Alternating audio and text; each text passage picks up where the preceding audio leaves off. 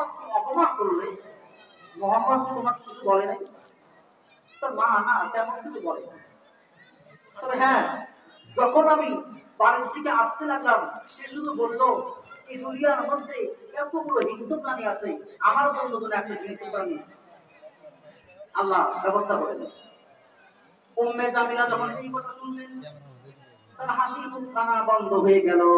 আবু লাহাবের মাথার মধ্যে চিন্তা পড়ে গেল, যেটা কি কাজ হয়ে গেল, আমার সন্তানকে দিয়ে মুহাম্মাদের অপমান আমি কেন করে নিলাম? মুহাম্মদ তো যে কথা বলে সে বাস্তবায়িত হয়ে যায়। সে যেহেতু বলেছে আমার সন্তানের জন্য একটা হিংস্র প্রাণীর কথা, অবশ্যই তো আমার সন্তানের কাছে একটা হিংস্র প্রাণী আসবে, আমার সন্তানের জীবন শেষ করে ফেলবে। খেয়াল করে দেখছেন, মুহাম্মদ সাল্লাল্লাহু আলাইহি ওয়াসাল্লামের উপর ঈমান আনে না, কিন্তু তারপরে মুহাম্মদ সাল্লাল্লাহু আলাইহি ওয়াসাল্লামের কথাকে তারা বিশ্বাস করে। কেমন বিশ্বাস? মুহাম্মদ যেহেতু বলেছে আমার সন্তানের পিছে একটা হিংস্র প্রাণী আসবে, অবশ্যই আসবে। একটু খেয়াল করছেন? উম্মে জামিলা চিন্তার মধ্যে পড়ে গেল, আবু লাহাব চিন্তার মধ্যে পড়ে গেল, কি এখন অবস্থা? মুহাম্মদ যেটা বলেছে অবশ্যই সেটা বাস্তবায়ন হবে। এই কারণে আবু লাহাব তার সন্তানকে আর ছাড় ছাড়া করে না।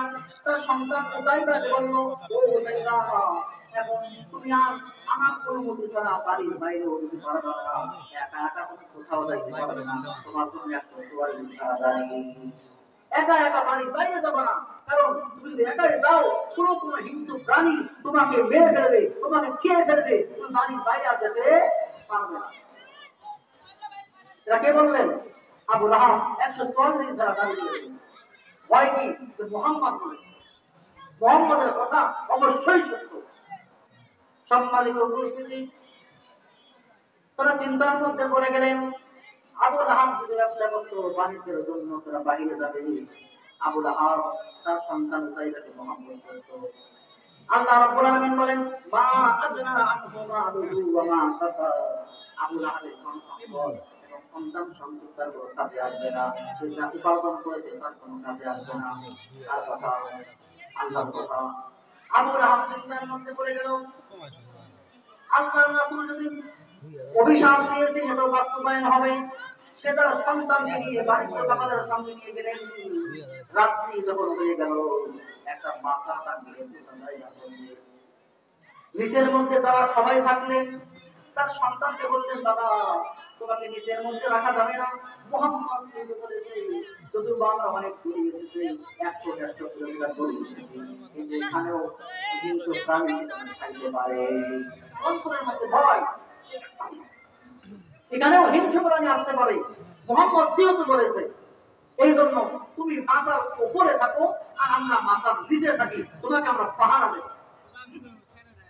মুসলমান ভাইরা আমার, রাত্রি যখন হয়ে গেল, উতাইবা মাথার উপর ঘুমাইতেছেন, মনের মধ্যে ভয়, সামনে তো জঙ্গল, না হয় আসতে হয়তো হিংস্র প্রাণী আমাকে খেয়ে ফেলে। উতাইবার মনের মধ্যে ভয়। আবু লাহাব এরাও চিন্তা করতেছেন, নিজের মধ্যে যেহেতু আছেন আবু লাহাব, তিনিও আবার মনে মনে ভাবলেন কত সমস্যা নাই, কোথা জায়গার মধ্যে রাখছি, আগে তো হিংস্র প্রাণী আছে, আমাদের কি করবে, আমার সন্তানকে করতে পারবে না। নিশ্চিন্তে তারা ঘুমাইয়া গেলেন।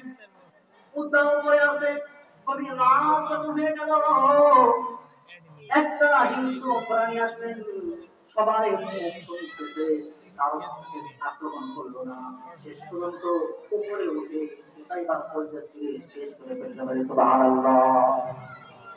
আল্লাহ রাসূল বক্তব্য দিয়েছেন, উতাইবা একবারে শেষ, সে ধ্বংস হয়ে গেল। আল্লাহ বললেন, যেহেতু মুহাম্মদ সাল্লাল্লাহু আলাইহি ওয়াসাল্লামের 4 জন ছেলে সন্তান ছিল, যখন মারা গেল আবু লাহাব, তখন তাকে তিরস্কার করতে লাগলেন, মুহাম্মদ আব্বা হয়ে গেছে, মুহাম্মদ বিভক্ত হয়ে গেছে, মুহাম্মদ এরকম শেষ, মুহাম্মদের ধ্বংস নাই। মুহাম্মদ সাল্লাল্লাহু আলাইহি ওয়াসাল্লামের কষ্ট হয়ে গেছে। বলুন তো দেখি, আপনার সন্তান যদি মারা যায়, আপনার কেউ যদি এরকম করে বলে, আপনার কেমন লাগবে? আপনার যদি সন্তান না হয়, কেউ যদি আপনাকে সন্তান বলে বিভিন্ন কথা, কোনো কথা বলে, আপনার ভালো লাগবে? ভালো লাগবে না। আবু লাহাবের একটাই চিন্তা, কেমনে মুহাম্মদকে কষ্ট দেওয়া যায়।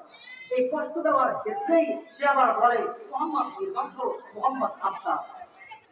মুসলমান ভাইরা আমার, মুফাসসিরিন বলেন আল্লাহ রাব্বুল আলামিন কেন বললেন মা আগনা আনহু মালুহু ওয়া মা কাসাব, এই আয়াত অবতীর্ণ করার কারণ কি? মুফাসসিরিন বলেন আবু লাহাব তার সন্তানদেরকে নিয়ে অহংকার করত, তার সন্তানদেরকে নিয়ে বড়াই করত, অর্থ সম্পদ নিয়ে বড়াই করত।